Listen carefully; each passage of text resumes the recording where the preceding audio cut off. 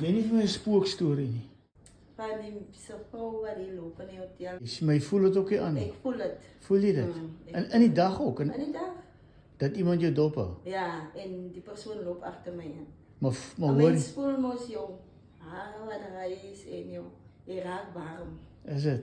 Maar jy seker Dus is... nou wat ik nou hier staan, Jenny? voel het, iets zou mij dop.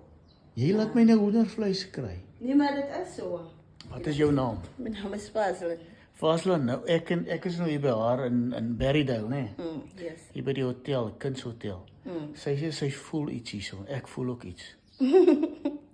Definitief. Al my hare staan regop. Kyk haar.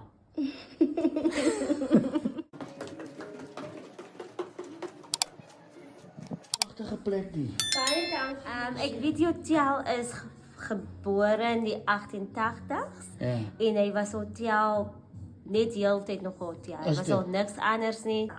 Is So dit? hierdie is nou soos die lounge en dan is die deli daar aan die onderkant. 'n Bakkery, koffiestasie is daar so en die eetsaal is aan die heel ander kant. En die artists en hulle meeste van die art is local artists. Okay. So art retreats ons ja, baie van Hoor hulle. jy nou 'n lekker spookstorie? Jy moet spook in die hotel.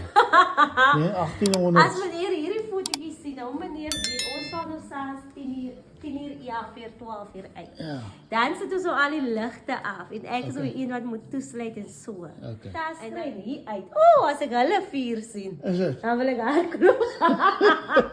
Ek stem 100% saam. Kyk, daai twee het nie voete, bene nie. Ja. So hulle sweef en hierdie enetjie met hierdie plap op hier voor is vir my skeer. Ja, nee. Okay, nou Woensdag aand as jy nou gaan toesluit, Ja. dan gaan twee goed met jou gebeur. Ek is met die helm gebore. Een ding gaan gebeur is jy gaan onmiddellik gaan jy voel daar's iemand by jou en jy gaan daai skets onthou. En dan gaan jy hierdie ou onthou wat nou hier langs jou staan.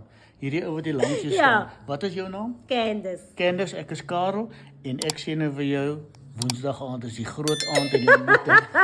Dankie hoor.